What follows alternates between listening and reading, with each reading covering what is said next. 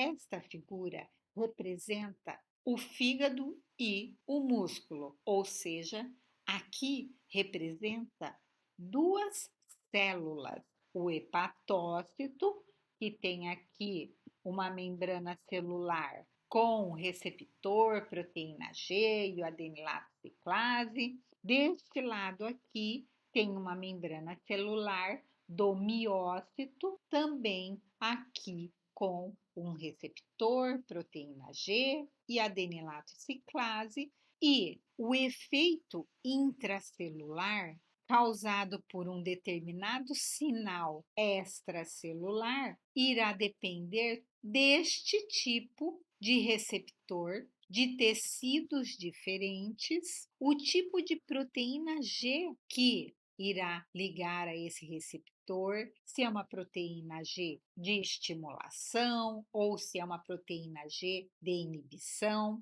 e também após a síntese do AMP cíclico e a ativação da pKa, quais serão as enzimas, ou seja, as proteínas que serão fosforiladas para ter um efeito final. Vamos compreender melhor. Aqui nós temos duas células, hepatócito e miócito. Aqui na membrana plasmática do hepatócito tem um receptor, tem a proteína G, adenilato ciclase. No miócito, um receptor, proteína G, adenilato ciclase, e a partir daqui, ambos sintetizam AMP cíclico. O que quer dizer isso? Que tecidos diferentes, ou seja, células diferentes, determinado receptor para aquele primeiro mensageiro. Mas os receptores são os mesmos? Esta proteína de membrana é a mesma?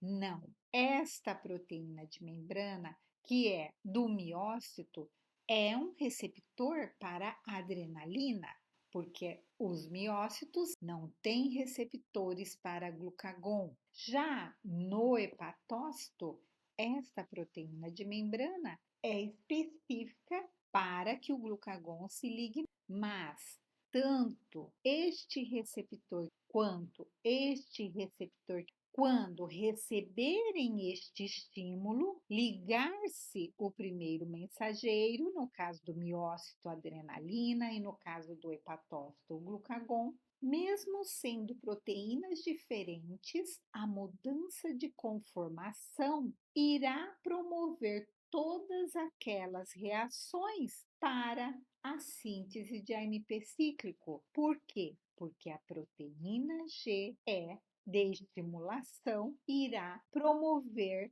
através da adenilato ciclase, a conversão de ATP em AMP cíclico. Mas olhem que interessante. No jejum, o glucagon está elevado. Essa concentração elevada faz com que o glucagon no hepatócito se ligue ao receptor, causando a glicogenólise, ou seja, a liberação de glicose do glicogênio. Isto no jejum com aumento de glucagon. No miócito, este momento em que está em jejum, não estando em exercício intenso e não tendo a necessidade de luta ou fuga, não há a liberação da adrenalina. Neste momento, em jejum, o miócito está recebendo ácidos graxos como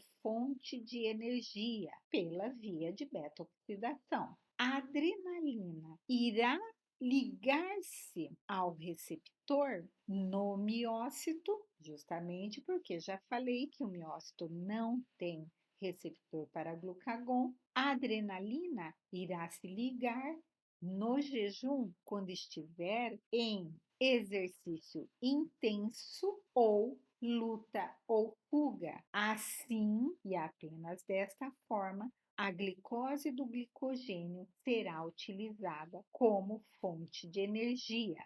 Para entender melhor, no jejum, glucagon promove no hepatócito glicogenólise e, neste momento, o miócito está recebendo ácidos graxos como fonte de energia. Só acontecerá glicogenólise a partir da ligação de adrenalina no receptor para a síntese de AMP cíclico quando em situação de luta ou fuga e exercício intenso. Assim, há necessidade de glicose rápida para a glicólise. Mas vamos compreender melhor. De uma forma bem simplificada, irei demonstrar a glicogenólise através da fosforilação a partir da pKa ativa. Esta pKa fosforila uma fosfolipase beta-quinase, tornando ela ativa.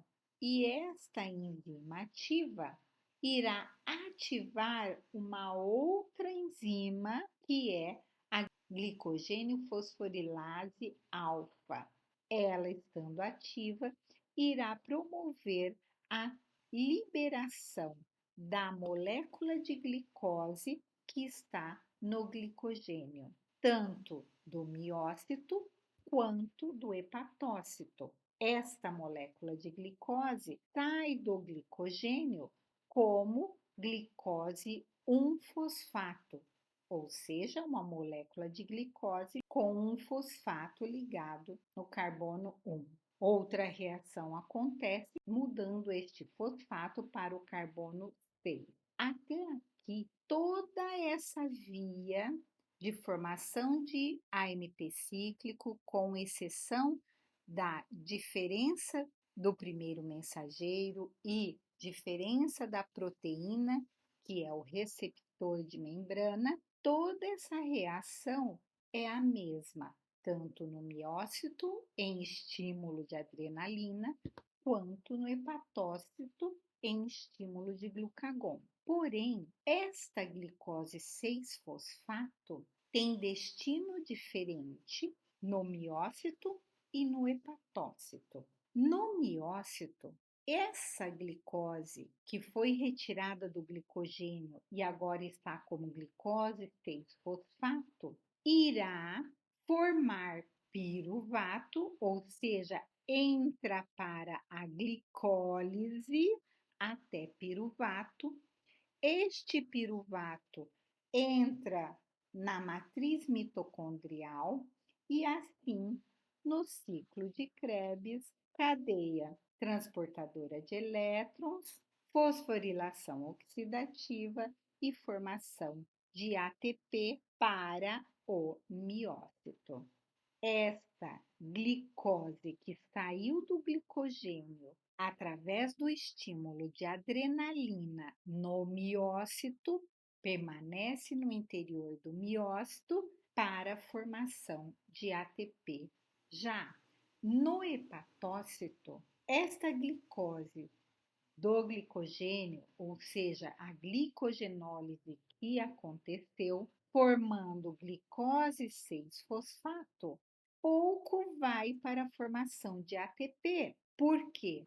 Porque neste momento do jejum, a glicemia tem que estar nos valores ideais e no jejum, quem irá manter nas primeiras horas a glicemia é a glicose do glicogênio hepático, a glicogenólise. E como isso acontece?